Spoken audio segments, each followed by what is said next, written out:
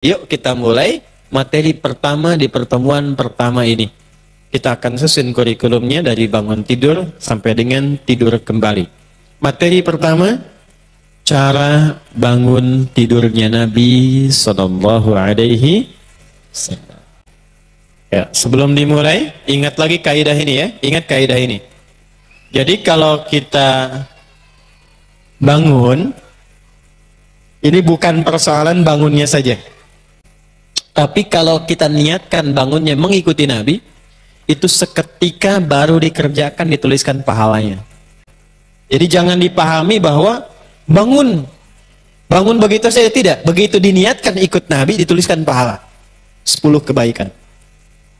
Nanti itu akan ditampakkan hasil dari pekerjaan kita itu sesaat sebelum wafat dalam sakaratul maut. Dah, handphonenya turun semua, kita fokus dulu supaya apa yang kita terangkan, karena ini penting sekali. Ya, penting sekali supaya fokusnya betul-betul bisa kita pahami dengan baik dan mudah untuk diamalkan. Siap? 1. Quran surah ketiga ayat 190 sampai 200. Hadisnya yang paling lengkap dulu ambil di Abu Daud, nomor hadis 1367. Yuk, 2 ini dulu. Langsung saja.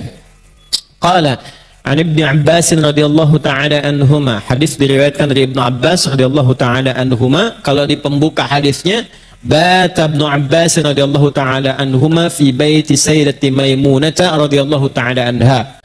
Ibnu Abbas radhiyallahu taala anhuma pernah satu kali tidur di rumahnya Sayyidah Maimunah untuk memburu dan ingin tahu kebiasaan bangun malamnya Nabi sallallahu alaihi wasallam.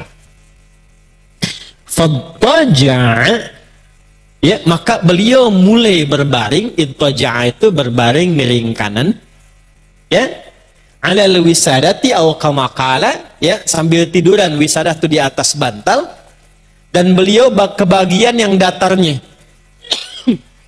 fil ardi. Jadi bantal itu kan kalau kita lihat ada yang datar, ada yang kayak guling kan. Nah, datar itu disebut dengan ard, yang panjang itu, ya, yang kayak guling disebut dengan tulnya. Maka kata Ibnu Abbas radhiyallahu taala anhuma, saya itu dijamu oleh Nabi, kalau dalam bahasa kita ya, tidur itu dekatan dengan Nabi. Saya kebagian bantal yang lebarnya, Nabi dengan Sayyidah Maimunah itu tidur di atas bantal yang panjangnya. Kalau kita kayak gulingnya lah sekarang. Jelas ya? Jadi saking dekatnya dengan Nabi Sallallahu Alaihi Wasallam, saking ingin tahunya kebiasaan Nabi sampai didekatkan oleh Nabi. Kalau bahasa kita, kamu tidur di sini ya. Baik. Apa yang terjadi?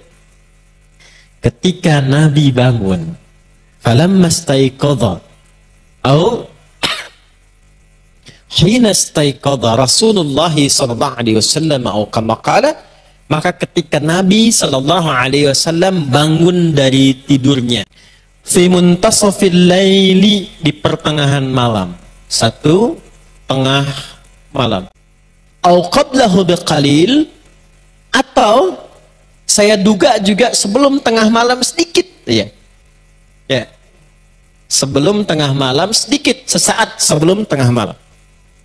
Au ba'dahu biqalil, atau kira-kira lah sesaat setelah tengah malam. Kan dulu belum ada jam kan? Jadi beliau kira-kira saja nih, Nabi kira-kira bangunnya nih pas saat tengah malamnya, entah itu sesaat sebelum atau sesaat setelah. Kurang lebih jedanya nggak terlalu jauh. Cara bedakannya begini. Malam itu dimulai waktunya ba'da Isya. Jelas? Kalau maghrib itu pembuka malam, muqaddimatul lail. Malam dimulainya ba'da Isya. Sekarang Isya jam berapa? Oke, kita ambil misalnya 7:30 lah paling cepatnya ba'da Isya. Yuk kita hitunglah 7:30, 19:30. Subuh jam berapa? Oke, ambil langsung bulatnya saja, misalnya jam 4:30. Kita hitung 19:30, 7:30, kan? Kemudian 8:30, ya 9.30, 10.30, 11.30, kemudian 12.30, setengah 1, setengah 2, setengah 3, setengah 4, setengah 5. Nah, berarti berapa jam? 9. 9 bagi 2 berapa? 4,5. Yuk ikutkan di 4,5 berarti ya. Setengah 8 ke setengah 9, setengah 9, setengah 10, setengah 11, setengah 12. Jadi setengah 12 kalau ditambahkan sedikit kurang lebih ke jam 12-an lah, kurang lebih 12 lewat, pas tengah malam kan. Baik, ini yang dimaksud awal malam, awal pertengahan malam. Oke. Bangunnya Nabi, nanti kalau kita lacak di hadis-hadis lain, itu beliau bagi kepada 3 bagian. Nanti ada sesaat setelah itu, rentang kurang lebih 1 jam 2 jam. Jadi kalau di jam 12 tambah 1-2 jam, jam berapa? Ambil paling ujungnya jam 2 misalnya. Oke. Nah, sepertiganya di akhir. Tambahkan kurang lebih 1 jam atau 1,5 jam ke akhirnya. 2 tambah 1 berapa? Jam 3. Kurang lebih jam 3 atau mendekat ke setengah 4. Itu ujung malamnya. Jam 4:4 sudah masuk, disebut dengan sahar namanya. Kalau 4.30 itu subuhnya. Jelas ya? Jadi kalau Anda ingin bangun 1/3 malam di akhirnya, itu kurang lebih antara jam 2:30 ke jam 3 lah, ambil jam 3-an. Itu 1/3 malam. Ujung 1/3 malam itu artinya mendekat ke subuh. Disebut dengan sahar. Mungkin sekarang jam 4 atau 4:4. Jelas? Halo, jelas? Baik. Maksudnya apa? Kalau mengacu pada hadis ini versinya Ibnu Abbas, Anda silahkan sesuai dengan kemampuan, satu, dan rencana bangunnya. Rencana bangunnya, mau bangun jam berapa? Biasanya Nabi itu mengukurnya dengan bacaan Qur'annya. Kalau pengen lama, beliau bangun lebih awal. Bangun lebih awal. Itu yang menjadikan rakaat pertamanya, maaf, Al-Baqarah sampai selesai. Ali Imran sampai selesai. An-Nisa sampai selesai. 5 juz 4 halaman. Tapi kalau misalnya pengen agak santai dekat ke subuh, ya Al-Baqarah 100 ayat. 1/3 malam yang beliau bangun itu. Disilahkan versinya. Jadi yang pertama kali kita rincikan, mau bangun jam berapa itu, formulasi pertamanya, mau sepanjang apa tahajud yang akan kita lakukan. Jelas? Mau sepanjang apa doa yang kita mohonkan. Kalau memang mau menikmati bacaan, pengen mengulang-ulang Quran, pengen melancarkan dan memantapkan hafalan, pilih bangun yang paling awal. Kalau hafalan sudah banyak. Tapi kalau perasaan masih sedang cool, ya silahkan pilih ayat yang cool-cool. Mendekat ke subuh. Jelas? Ini poinnya. Rencanakan bangun. Lalu ukur. Makanya Nabi itu kalaupun mau bangun awal, tengah, atau akhir, itu selalu mengukur dengan durasi kegiatan beliau untuk istirahat sebelum tidurnya. Apa kegiatan sebelum tidurnya beliau? Kalau mau bangun lebih awal, itu nggak banyak kegiatan. Nabi itu rata-rata habis Isya, hanya diskusi dengan istri sebentar, evaluasi, langsung istirahat. Ya, Nabi selama kehidupannya itu tidak pernah bergadang kecuali ada perlunya. Betul. Makanya rumusnya begadang jangan. Nah, begadang boleh kalau ada, ulangi, begadang itu jangan, tapi bergadang boleh kalau ada. Nah, paham nggak? Itu rumus. Kapan beliau begadang? Kalau ada situasi penting untuk diskusi dengan sahabat. Diskusi, tapi masih tahajud malamnya. Istirahat. Kalau tidak ada keperluan itu, ngobrol dengan istri sebentar, evaluasi, langsung istirahat. Bangunnya lebih awal. tergantung target bangun jam berapa untuk menikmati ibadah di keheningan malam dan doa. Terlepas dari bangunnya antum mau jam 1, jam 2, jam 3 atau setengah 4, bahkan jam 4 sekalipun, bagaimana cara bangunnya? Nah, ini yang mau kita bahas. Lihat baik-baik. Qala kana an-nabiy sallallahu alaihi wasallam atau kama qala, adalah kebiasaan Nabi sallallahu alaihi wasallam, idza staiqadha min naumihi, kalau bangun dari tidurnya. 1. Fajalasa, maka beliau duduk terlebih dahulu. Saya ulang ya. Kita mulai masuk pada poinnya. Ini sunnahnya. Kana Nabi sallallahu alaihi wasallam, adalah kebiasaan Nabi sallallahu alaihi wasallam, idza staiqadha min naumihi, kalau bangun dari tidur beliau, fajalasa, beliau duduk terlebih dahulu. Jadi kalau Anda ingin mengikuti sunnah Nabi, bangun dari tidur, begitu bangun duduk dulu. Dan niatkan bukan sekedar duduk, tapi mengikuti sunnah Nabi sallallahu alaihi wasallam. Itu indahnya, begitu Anda duduk dapat pahala. Catat ini ya. Yang kedua, cinta Allah turun.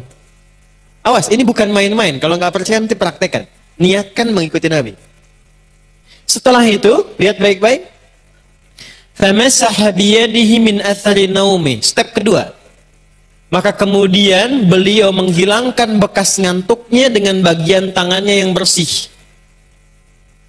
Jadi jangan langsung berdoa. Sunnahnya bangun tidur, duduk dulu. Lalu hilangkan bekas ngantuk dengan bagian tangan yang bersih. Karena nanti ada redaksi lain. Kalau Anda bangun tidur, cuci tangan dulu. Karena Anda tidak tahu kemana tangan itu berkelana saat tidur. Paham? Baik. Nah, karena itu ini tidak bertentangan hadisnya. Anda kan bisa sadar saat bangun itu tahu bagaimana keadaan tangan. Karena itu pilih yang paling bersih, hilangkan bekas ngantuk. Jangan langsung berdoa. Jangan sampai bangun jam 3, duduk betul sunnah pertama. Yang kedua langsung doa. Begitu sadar, jam 6. Nih, catat baik-baik. Doa itu panjatkan dalam keadaan sadar, supaya kita bisa merasakan isinya. Jangan saat ngantuk baca doa. Makanya juga makruh orang ngantuk, sengantuk-ngantuknya sholat. Jangan. Istirahatkan dulu sebentar. Maka ketika sholat, ngantuknya sudah hilang, tenang kita, nyaman sholat.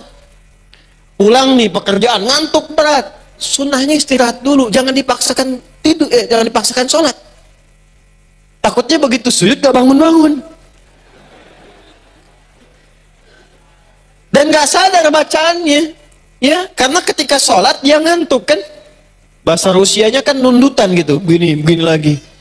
Ya, itu nggak pas. Lakukan semua aktivitas itu dengan terukur. Hilangkan dulu ngantuknya. 2, 3.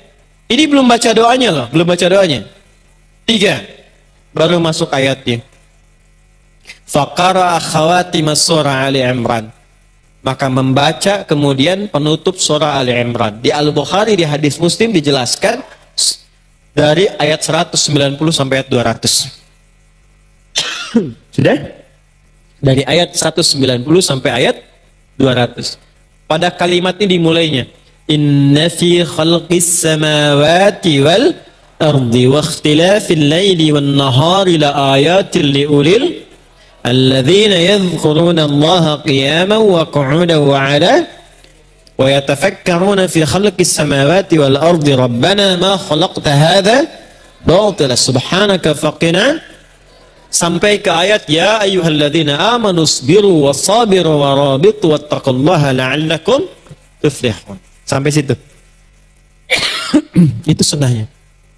Sekarang lihat baik-baik. Saya akan share kenapa baca ini, bukan ayat yang lain. Kenapa baca ini, bukan ayat lain. Dan inilah identitas kita sebagai muslim. Duduk, yang tenang, hilangkan bekas ngantuk, baca. Inna fi khalqis samawati wal wa ikhtilafin laili wan la ayatin liulil. Saat bangun tidur, Allah menginginkan kita sebagai manusia muslim yang ulul albab. Itu baru bangun tidur, kita sudah diminta menjadi ulul albab. Siapa itu ulul albab? Albab itu jamak dari kata lub.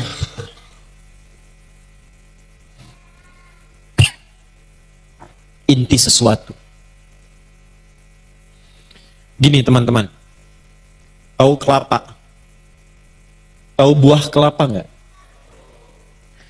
Kan luar tuh ada kulitnya kan? Serabut itu. Setelah itu ada kulit bagian dalam yang kerasnya kan? Setelah itu ketika dibuka, baru kemudian ada dagingnya kan? Teman-teman tahu nggak kalau buka kelapa itu ada bagian dalam yang halus, dagingnya yang enak, yang lembut gitu. Nah itu lub namanya. Lub. Kalau orang tahu kelapa, dia akan mengincar bagian yang enaknya itu. Luarnya itu cuma artifisial saja, hiasan. Buka, dia pengen ngincar yang dalamnya itu. Itu lub namanya. Dan dia bisa bedakan, oh ini, yang ini, yang ini. Jadi begitu disebutkan kelapa, terbayang di kepalanya, langsung bagian enaknya. Itu lub. Ada orang yang disebutkan beberapa kalimat, baru satu kata dia paham, oh ini mau kesini bicaranya. Itu namanya ulul albab, orang yang tahu inti sesuatu. Ada orang baru disebutkan berapa kalimat belum paham, satu paragraf belum paham, 2 jam baru ngerti, itu kulit kelapa bagian luar. Paham? Satu kalimat, rangkaian, paham, baru dagingnya. Tapi baru disebutkan satu kalimat, satu lafaz, ini dia ngerti kemana arahnya. Itu ulul albab. Ada orang yang ngelihat langit, bagus langit nih, cerah sekali, itu kulit kelapa. Dia ngelihat langit, indah langit nih, ini menunjukkan rasi bintangnya, mengarahkan, ini arahnya utara, ini selatan, ini sekian, itu baru dagingnya.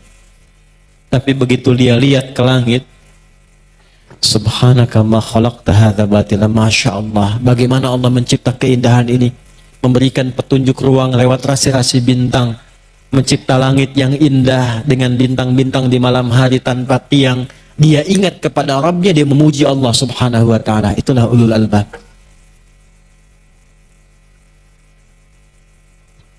Bu, ibu ada, alhamdulillah ya. Nih saya tanya ibu nih, ibu ini kalau lihat suami, ibu lihat sebagai suami ibu atau sebagai titipan Allah? Ayo jawab.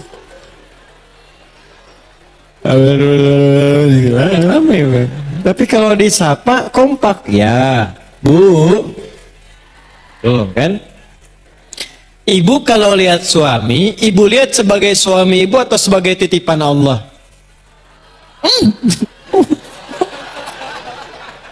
Titipan Allah. Masa? Antum deh yang laki-laki, Pak. Antum lihat istri itu sebagai istri antum atau titipan Allah? Antum yang muda-muda, saya tahu nih, banyakan single dan jomblo. Ya, betul. Single itu perjuangan, jomblo nasib. Tapi sudut sini jomblo fisabilillah saya lihat tuh. Lihat sini. Antum lihat orang tua antum itu sebagai ayah ibu atau titipan Allah? Kalau titipan Allah, kenapa antum masih marah? Kenapa masih berkata Sedangkan Allah ketika menitipkan orang tua pada antum, bukan pada anak yang lain, Allah berkata, "Fala taqul lahuma uff." Jangan sekalipun engkau bermuka cemberut atau bahkan bermuka masam atau berkata di hadapan keduanya. Anda mengatakan titipan Allah, tapi berapa kali Anda membantahnya? Berapa kali Anda menyakitinya? Berapa kali Anda melanggar ketentuan yang menitipkan kepada Anda? Dan berbahagianya Allah titipkan menjadi orang tua Anda, bukan menjadi orang tua pada anak yang lain. Ibu bapak mengatakan itu anak Anda titipan Allah. Kalau Anda merasa titipan Allah, kenapa Anda sekolahkan di tempat yang tidak mengenalkan dia dengan Allah? Kenapa Anda berikan pakaian yang menjauhkan dia dari rahmat Allah? Allah bilang tutup, Anda buka. Allah bilang jilbabin, Anda pelorotin. Katanya titipan Allah. Ulul albab itu adalah orang yang bisa membaca esensi. Begitu dia melihat ibunya, ibu saya adalah titipan Allah yang harus saya baktikan dan saya sayangi. Jadi berbaktinya itu bukan karena dia ibu saja, tapi karena memang Allah menitipkan itu untuk dibaktikan kepadanya. Quran surah 17 ayat 23. Wa qadha rabbuka alla ta'budu illa iyyahu wa bil walidaini. Jadi bukan karena posisi ibunya, karena Allah perintahkan pada saya untuk berbakti pada ibu. Itulah ulul albab. Kalau cuma sekedar bakti tanpa melihat sebagai titipan Allah, baru daging kelapanya. Kalau belum dilihat, oh sama aja dengan ibu-ibu lain, kulit Anda tuh. Kulit kelapa. Gitu. Maaf. Kalau Anda sudah sukses, bapak ibunya dititipkan di panti jompo, kelapa busuk kan ya.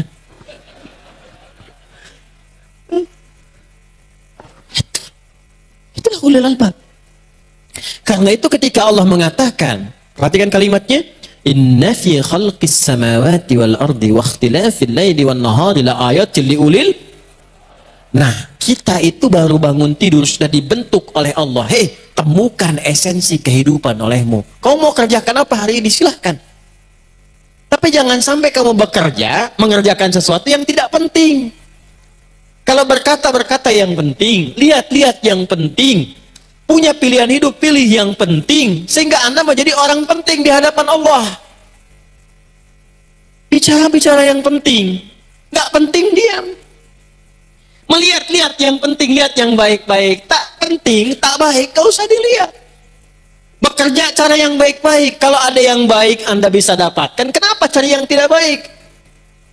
Kan Anda tahu rezeki tidak akan tertukar. Semua sudah Allah atur, ada jalan yang baik. Kalau sudah Allah berikan yang baik, kenapa Anda mengatur diri sendiri mencari jalan yang tidak baik? Kan tahu korupsi itu salah, mencuri itu salah, kenapa masih korupsi? Anda nggak korupsi pun nggak akan kehilangan rezeki Anda, kenapa masih mencuri? Makanya ulul albab itu, dia paham betul ketika akan mengerjakan sesuatu mana yang penting. Bagi dia itu sendal, yang penting alas kaki saya bisa melangkah dengan baik. Toh titipan juga pada akhirnya rusak. Kalaupun hanya dia pakai yang bagus untuk menyesuaikan saja, menghormati orang lain karena Allah perintahkan. Gitu. Dia berpakaian untuk menutupi aurat. Kalaupun masih diganti dengan yang bagus, dia menyesuaikan. Saya pengen sholat, Allah mencintai, saya datang dengan pakaian yang indah. Ya bani Adam khudhu zinatakum inda kulli masjid. Saya ada undangan, saya pakai jas, pakai dasi, bukan karena undangannya, karena Allah perintahkan lewat Rasulullah menghormati tamu. Saya pakai pakaian yang layak. Itu ulul albab. Gak semuanya harus dibeli. Muncul model ini, beli. Muncul model ini, beli. Dipakai? Enggak. Kulit kelapa. Motor model baru, datang. Kumpulkan lagi, datang. Pengen ini, datang. Dipakai? Enggak. Kulit kelapa. Paham? Kalau hidup kita tahu esensi, hidup tuh gampang. Yang bikin susah tuh manusianya sendiri. Allah sudah siapkan hidup yang gampang. Kenapa manusia memilih jalan yang susah? Paham? Oke, satu itulah ulul albab. Makanya orang ulul albab itu, ketika ini bedanya, umat Islam bangun dari tidur, sudah diajarkan oleh Quran, kamu bangun hari ini, jadilah orang penting. Jangan pernah melakukan kehidupanmu itu kecuali terukur dengan cara yang benar. Nanti saya turunkan lagi. Saya turunkan lagi. Kita balik nanya, ya Allah gimana caranya berlatih jadi ulul albab? Teruskan ayatnya. Alladzina yadhkuruna Allaha qiyaman wa qu'udan wa 'ala junubihim. Setelah itu, setelah tadzakur, setelah zikir, wa yatafakkaruna fi khalqis samawati wal rabbana ma khalaqta hadza batila subhanaka faqina adzabannar. Indahnya, Masya Allah. Ciri ulul albab itu ada 3. 1, ahli zikir. Ini saya akan terangkan maksimal. Kalau saya sampai batuk terangkan ini antum belum paham juga. Dengan cara apa lagi saya masih terangkan? Saya pokoknya kalau dihisap saya lihat wajah antum tuh yang belum dicukur ya. Kalau antum belum paham juga saya akan, ya Allah waktu itu engkau mau mengetahui, saya udah terangin sampai batuk-batuk. Ya, tapi belum dia mau praktekkan juga, ya Allah, kau maha tahu. Hati-hati mas. Saya paling hafal antum pokoknya itu. Ya. Zikir 1. 2, ulul albab itu ahli fikir. Ahli zikir, ahli fikir. 3, ulul albab itu visioner. Tahu visioner? Nanti kita turunkan ya. Nah, ada adik-adik kita yang butuh penjelasan lebih. Yuk lihat baik-baik. Zikir menjadikan semua kegiatan itu terkoneksi dengan Allah. Saya ulang. Zikir menjadikan semua kegiatan terkoneksi dengan Allah. Perhatikan baik-baik. Minum itu kan kegiatan biasa. Semua orang yang hidup minum untuk menghilangkan haus, gitu kan? Bagaimana menjadikan minum ini terkoneksi dengan Allah? Saya cepat ya, cepat. Ini materi kita sebenarnya agak lompat dikit untuk mencontohkan lebih gampang. Ketika Anda mengoneksikan perbuatan minum dengan Allah, maka Anda sedang mengakukan amaliyah zikir. Zikrullah. Khudz biyaminika ma yalik. Ambil dengan tangan kananmu yang paling dekat denganmu. 1. Setelah itu apa? Thumma sammillah. Di Al-Bukhari, Qul bismillahirrahmanirrahim. Untuk mengoneksikan kegiatan ini sebagai zikir, sebelum diminum sebut nama Allah. Bismillahirrahmanirrahim. Sudah? Saya ulangi. Khudz biyaminika ma yalik. Ambil dengan tangan kananmu. Sampai sini masih adab, netral. Karena umumnya orang minum dengan tangan kanan, pada umumnya. Tapi koneksi menjadi zikir terjadi ketika Qul bismillahirrahmanirrahim. Sebut nama Allah bismillahirrahmanirrahim. Paling singkat bismillah. Di bismillah itu paling singkatnya. Ingat ya, paling singkatnya. Yang lengkapnya bismillahirrahmanirrahim. Baru minum. Bismillahirrahmanirrahim. Saat minum telah dilakukan, 1 kali diminum, ucapkan alhamdulillahi rabbil. Kalau mau minum lagi, boleh. Setelah itu, alhamdulillahi rabbil. Bolehkah sampai 3 kali? Boleh. Bismillahirrahmanirrahim. Alhamdulillahi rabbil. Enggak, saya bukan karena haus mau minum, bukan. Saya ingin contohkan. Jika minum dilakukan begini, itu bukan cuma minum, itu Anda sedang mengamalkan aktivitas zikir. Zikrullah.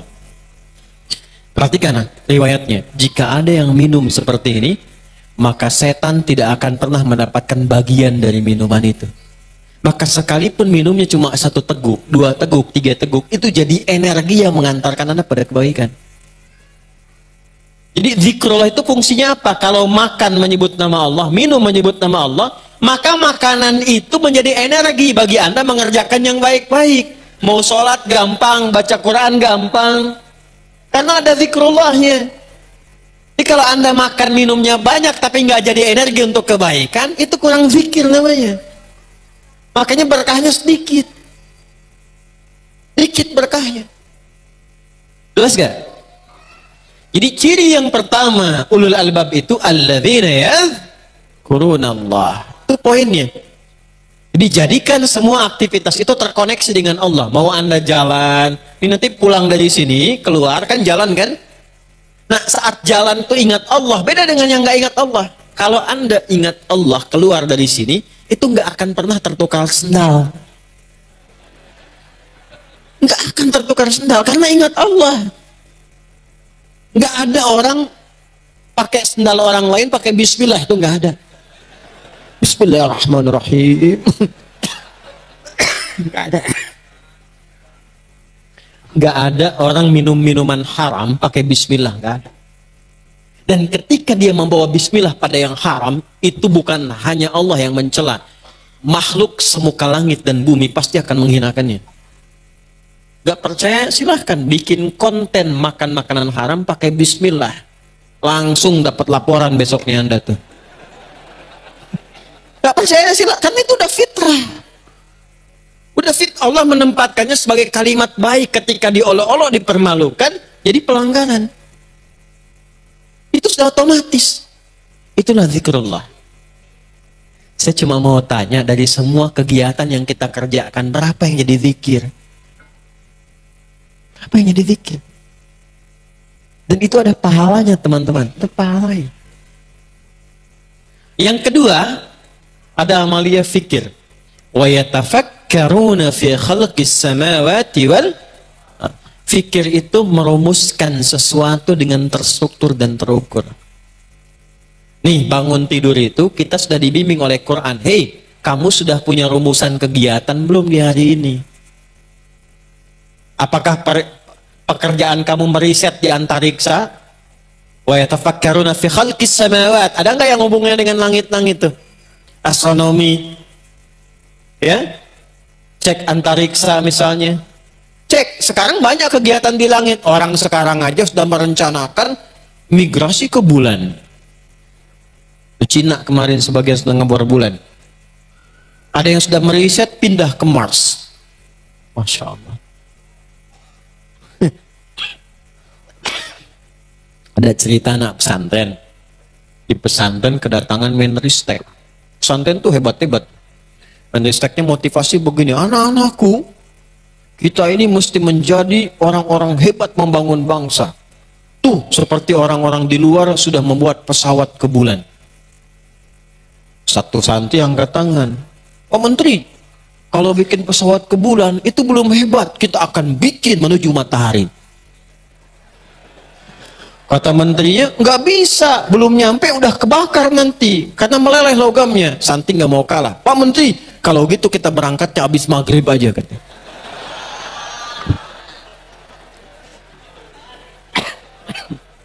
Habis maghrib, hari tenggelam. Ini, jadi baru bangun itu, Allah nggak menginginkan ada orang Islam bangun tidur nggak punya rencana. Antum mau ngerjain apa? Ya, bangun tidur jam 7 mau kemana? Nanti subuhan mau di mana? Jam 7 mau di mana? Jam 8 kerjakan apa? Sampai tidur lagi punya rencana terukur. Makanya bangun tidur pertama, waktunya disebut subuh. Tadi kata asbah, sesuatu yang sudah siap dengan rencana. Kaifa asbahta ya akhi? Apa kabarmu hari ini? Itu maksudnya orang Arab nanya, kabar dan rencana apa di hari ini?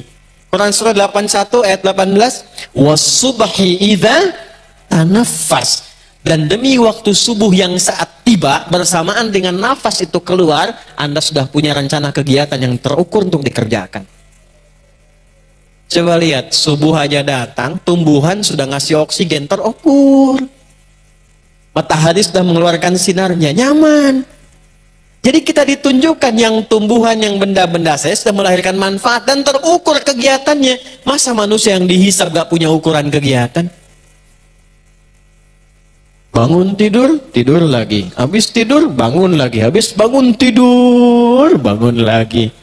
Cita-cita masuk surga, Firdaus lagi. Pikir. Mahasiswa angkat tangan, mahasiswa. Mahasiswa. Dah, turunkan tangannya. Kapan lulus? Kamu ketawa. Kulit kelapa nih. Ulul albab tuh udah punya ukuran. Lulus kapan? IPK sekian. Apa yang saya hasilkan dari ilmu itu? Jurusan apa? Evaluasinya bagaimana? Kemana setelah itu? Itulah ulul albab. Saya tidak pernah masuk sekolah, apalagi di kampus, kecuali saat saya datang, saya sudah tentukan, nih saya di masa depan pengen jadi ini. Yang saya butuhkan ini. Saya akan masuk kampus ke sini. Sebelum saya masuk, saya sudah mintakan buku-buku pelajaran untuk saya pelajari dulu. Saya datang ke situ, temui kakak kelasnya, dosennya siapa ini? Ini karakternya apa? Saya baca. Jadi kita masuk ke kampus itu, ke kelas, hanya untuk menyelesaikan dan menghilangkan kesulitan yang kita alami. Bukan belajar dari awal. Habis waktu kita kalau begitu. Datang saya ke kampus, saya petakan, di mana perpustakaannya. Saya ke Tripoli berangkat, yang saya petakan cuma 4. 1 asrama, 2 kelas, 3 masjid, 4 perpustakaan. Berapa jarak dari asrama saya ke masjid? Saya keluar jam berapa dari kelas itu? Kemudian balik, harus ke asrama dulu atau langsung ke masjid? Berapa jaraknya? Berapa yang harus saya lakukan? Dari situ ke kelas berapa? Ke perpustakaan bagaimana? Masuk ke perpustakaan untuk memetakan berapa ruangan? 4. Oh, ruang 1 paling kanan, ruangan 1. Di situ ada ulumul Quran, buku-buku lughah yang paling bawahnya. Kemudian referensi utama di sini. Ruangan 2 untuk tesis disertasi. Ruangan 3 ke atas tambahan untuk tafsir. Yang keempat untuk cetak-cetakan hard copy, ya, karya-karya tulis ilmiah. Itu saya sampai hafal, diletakkan di mana kitabnya, kalau berubah bagaimana perubahannya. Jadi jelas kita mau ngapain. Antum mau jadi apa? Udah banyak lulusan kampus sekarang. Sekarang bukan saatnya pertanyaannya, cita-cita mau jadi apa? Bukan. Sekarang itu eranya Anda mau bikin apa di masa depan. Dan Islam mengajarkan itu.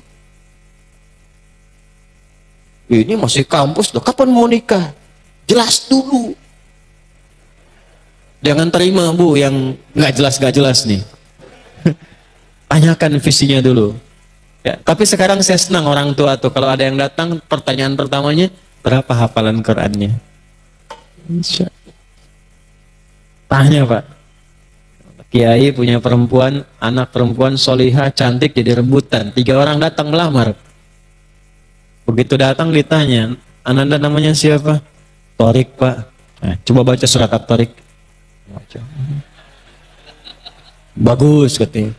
Nanda siapa? Saya Anas pak. Masya Allah. Baca Anas, saya baca. Bagus. Itu yang ketiga mukanya udah pucat dia. Tapi akalnya banyak. Kalau Nanda siapa? Nama saya Imran pak. Nama saya Imran, cuman panggilan sehari-hari Kulhu. Aduh. Balik.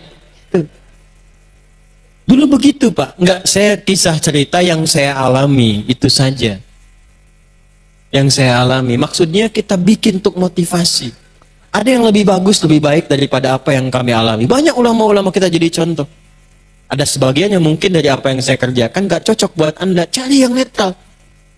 Kita harus punya role model. Intinya apa? Terukur kegiatan itu.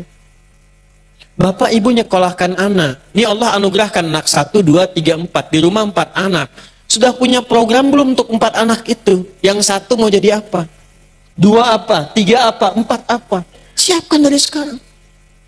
Anak itu kan masih kosong. Dia belum punya pilihan. Orang tua mengarahkan. Yang 1 Qurannya. 2 tafsirnya. 3 hadisnya. 4 fikihnya. Ketika orang tua dewasa tinggal memanen, panennya enak. Punya persoalan, kakak ayatnya apa? Oh, a'udzubillahi minasyaitonirrajim, bacakan. Quran surat sekian, ayat sekian, posisinya sekian, halaman sekian ayat. Ade nomor 2 tafsirnya apa? Oh begini Abi. Hadisnya apa? Dek bungsu. Oh begini. Fikihnya bagaimana? Ini hukumnya.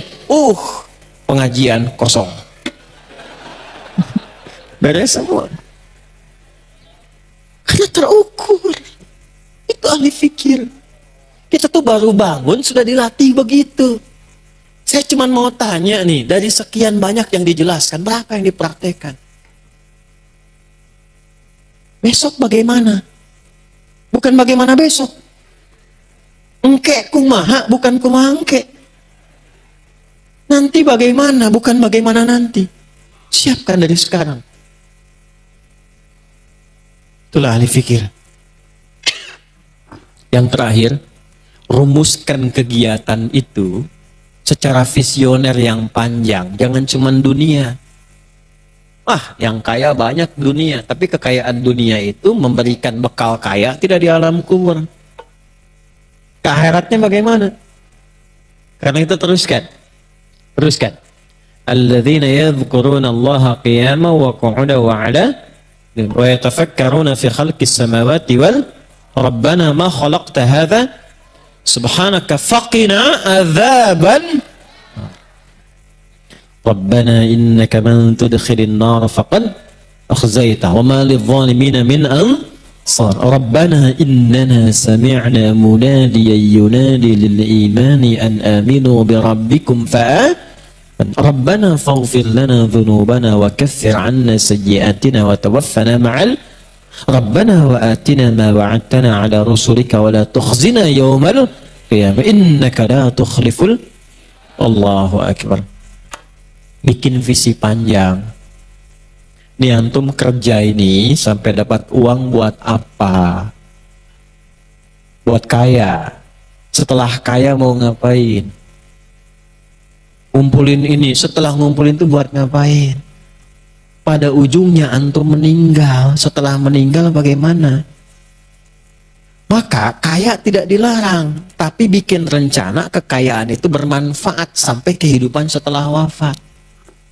Silahkan rencanakan, bikin visi sampai akhirat, turunkan surganya.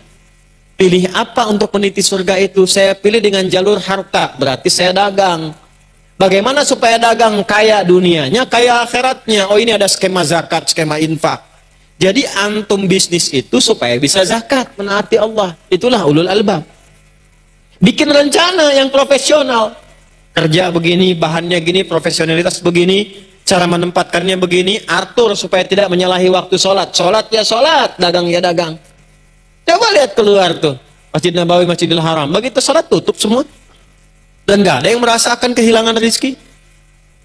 Gak ada tuh. Yang ada apa? Setiap menit laku terus.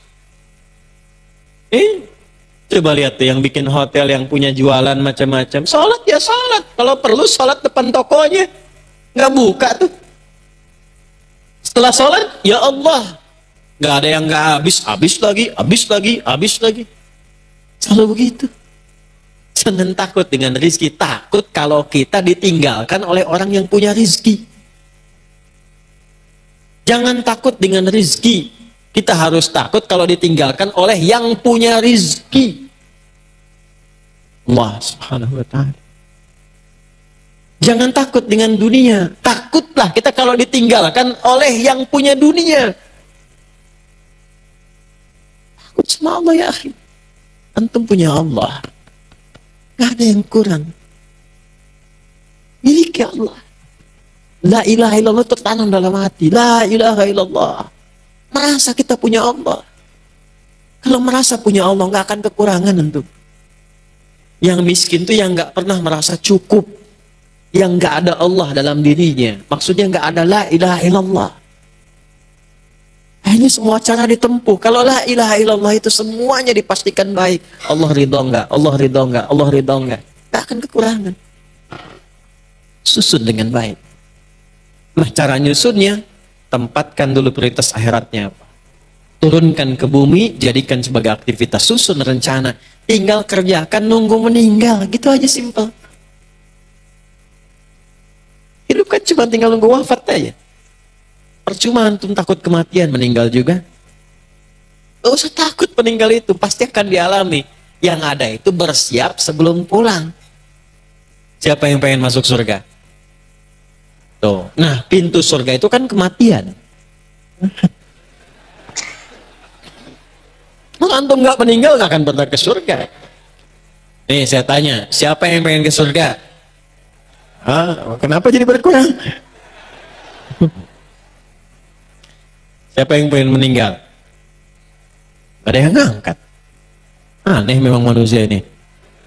Antum ngangkat atau tiga meninggal juga. Tinggal tunggu waktu. Antum duluan, saya belakangan bisa. Atau ditukar dibalik bisa. Saya belakangan, antum duluan mungkin. Gak bisa milih kita. Betul gak? Dulu ada orang puasa Kamis pada asar di masjid, perawat masjid cuman tiduran meninggal. Cuman merem-melek meninggal. Ya itu belakang tuh sudah merem-melek tuh.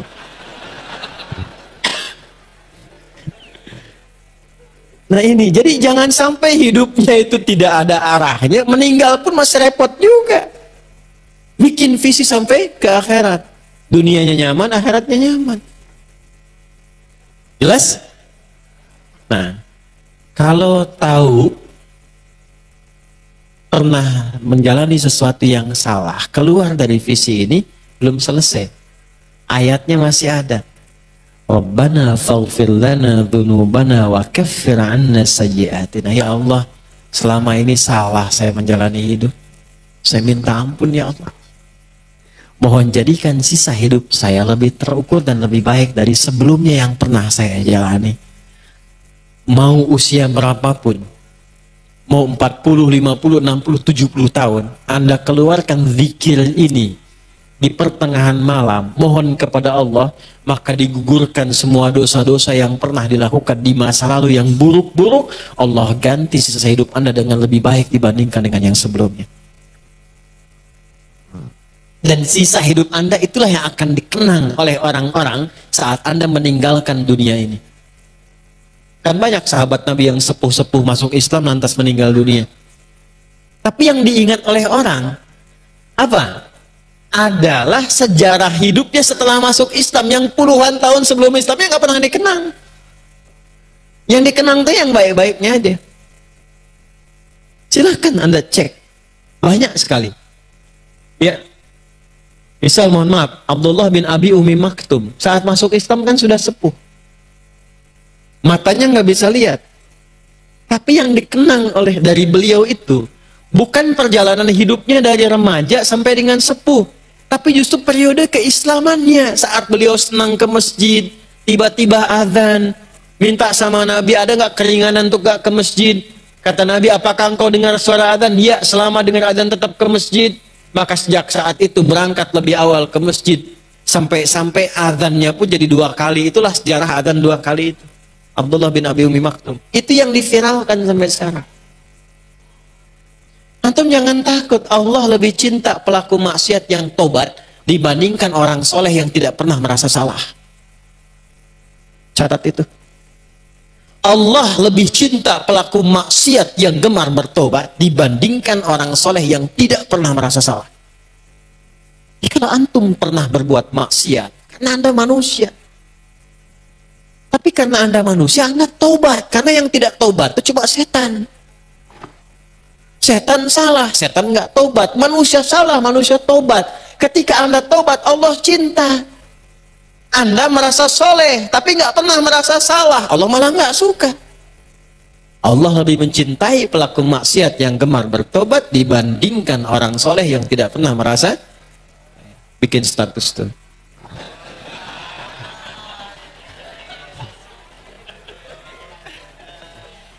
Paham? Baik. Saya langsung ke ayat 200-nya. Ya ayyuhalladzina amanu sabiru wasabiru warabitu wattaqullaha la'alakum tuflihun.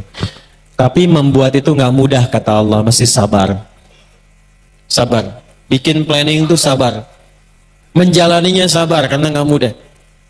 Kalau pengen kuat untuk bersabar, wasabiru, kuatkan kesabaran itu, warabitu, jangan berjuang sendirian. Ini kan banyak, tadi saya tanya, mahasiswa mana? Angkat tangan banyak. Ini yang banyak, ini kenal nggak dengan satu dengan lainnya? Ya. Coba angkat tangan lagi, yang mahasiswa angkat tangan. Kan banyak ini. Antum kesini itu saling kenalan nggak? Coba kalau antum saling kenalan, laki-laki laki-laki aja, perempuan perempuan. Contoh, antum yang laki-laki saling kenalan, pulang dari sini kenalan, ini mahasiswa. Mana? Yang satu ini A, satu B, satu C. Setelah itu antum bikin grup untuk saling menguatkan. Akhi, ketemu yuk kita nanti Jumatannya di sini. Akhi, gimana kalau kita bikin grup untuk hafalan Quran? Akhi, antum jurusan apa? Oh sama, aneh juga jurusan itu. Kita belajar sama-sama yuk. Pernah nggak melakukan itu? Jadi kalau kita sudah bisa saling mengingatkan, itu ringan menjalaninya. Itulah warabitu. Dan kompak menjaga ketakwaan si Allah Subhanahu wa Ta'ala. Ini dari yang datang, berapa banyak yang dagang? Dari yang dagang ini pernah nggak antum menjalin silaturahim untuk mengeratkan dan saling merekomendasikan? Ini ada pedagang beras, ini pedagang sayur, ini agen rumah, ini macam-macam. Pernah nggak duduk sama-sama, kumpul saling merekomendasikan? Ini zamannya aplikasi, bikin aplikasi. Ayo teman-teman yang butuh sayur, yuk ke sana ya, sayurnya enak banget. Ini yang butuh beras, sana teman kita jualan beras. Ini yang sedang nyari rumah, nih teman kita developer di sini secara syar'i misalnya. Pernah nggak itu dipakai? Lalu saling istiqomah. Teman-teman jangan sampai riba ya, teman-teman jangan sampai menipu ya, teman-teman jangan kurangi timbangan ya, itu mahal. Kenapa nggak nyari surga dengan bisnis antum? Kenapa nggak nyari surga dengan pelajaran antum? Kenapa nggak nyari surga dengan birokrasi antum? Itu baru bangun tidur disuruh begitu kita, itulah ulul albab. Dan itu berita baiknya, kita sebagai muslim berbahagia cuma di Islam kita temukan itu. Ini menunjukkan agama ini benar. Dan saat benar pun kita dilarang memaksa orang lain. La ikraha, dan diminta menghormati keyakinan lain. Lakum dinukum, dan diminta menguatkan keyakinan diri kita sendiri. Oh ini jelas? Setelah itu barulah baca doa untuk menguatkan tekad kita. Doa itu di akhir. Selama ini doa di awal kan? Coba baru bangun langsung kan? Alhamdulillahilladzi ahyana ba'dama amatana wa ilaihin. Padahal letaknya itu setelah sadar ini, sadar terstruktur, baru masuk itu intinya, intisarinya, perjanjian komitmen kita sama Allah saat bangun dari tidur.